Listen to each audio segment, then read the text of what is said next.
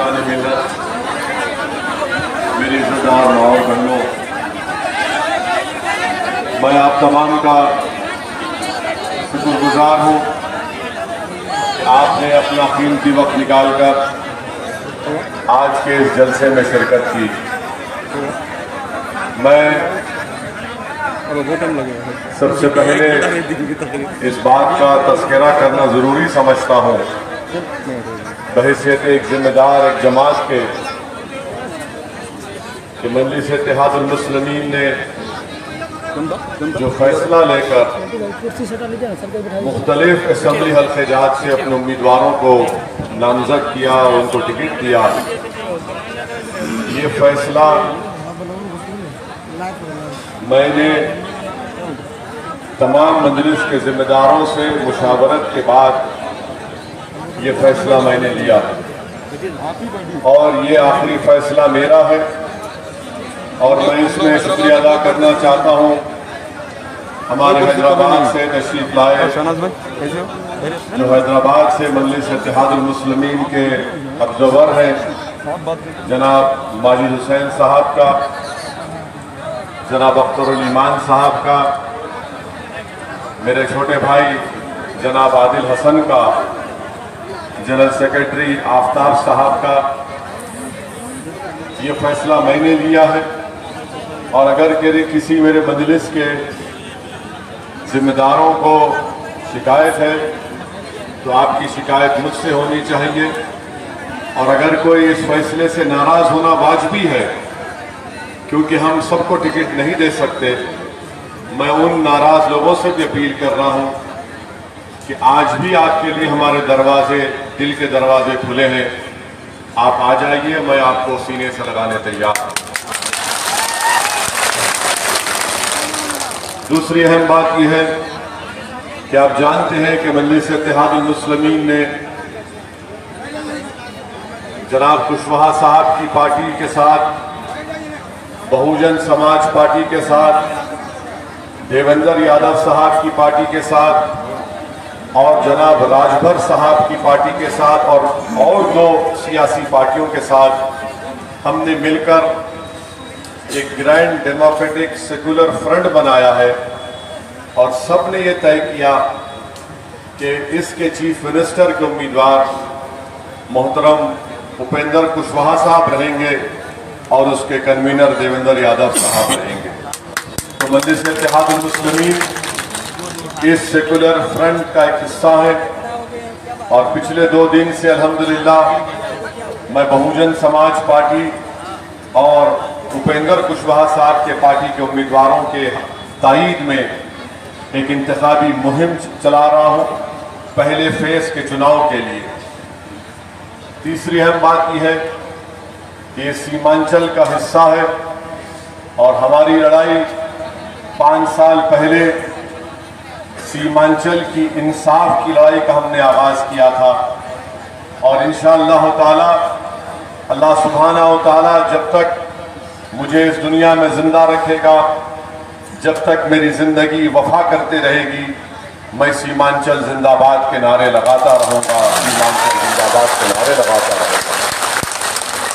हम ना सिर्फ नारा भी लगाएंगे सीमांचल जिंदाबाद का, बल्कि सीमांचल की इंसाफ की लड़ाई को लड़ते रहेंगे। और हम आपसे वादा कर रहे हैं कि मैंने आज उपेंद्र कुशवाहा साहब से बात भी की और उनसे ये कहा कि आपने जो इलेक्शन मैनिफेस्टो जारी किया उसमें इस बात को भी शामिल कर लिया जाए कि भारत के संविधान की दफा 371 के तहत एक कमीशन बनना चाहिए ताकि सीमांचल की इंसाफ के लिए जिस तरह से हमारे मुल्क में मुख्तलिफ हिस्से, मिसाल के तौर पर सरजमीन दक्कन में, गुलबर्गा कर्नाटका में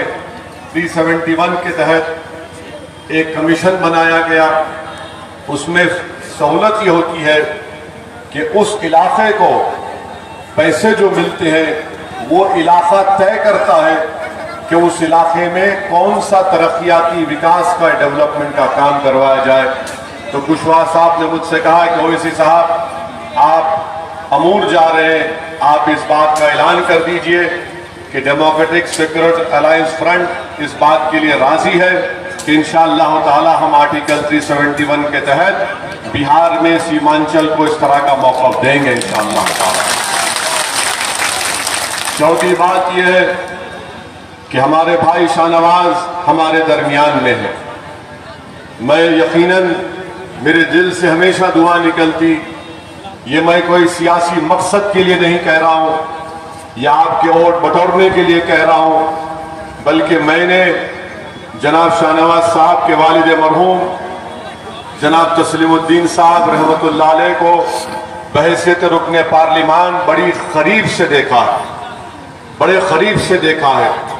और मेरी सियासी जिंदगी मुख्तसर है। मैंने अपनी मुख्तसर की सियासी जिंदगी में ऐसे कायदीन को कम देखा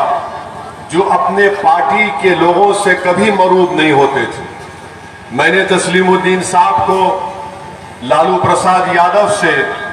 इस तरह बात करते देखा कि वो बराबरी की बात कर रहे थे, मरूब होकर, नजरों को नीचे रखकर या हाथ बांधकर नहीं, बल्कि बराबरी से बात कर रहे थे। मैंने तस्लीमुद्दीन साहब को जब मैं पार्लियामेंट में गया था 2004 में, उसके बाद मैंने देखा तो तस्लीम साहब ने कहा कि बेटा ऐसे ही इनसे बात करने से इनके दिमाग में बात बैठती है, वरना ये लोग हम मेरी इज्जत नहीं करते। मुझे अफसोस है कि आरजेडी ने एक घर में आग लगा दी। आरजेडी को यह काम नहीं करना चाहिए था, कम से कम तस्लीमुद्दीन साहब के घराने से नहीं करना चाहिए था,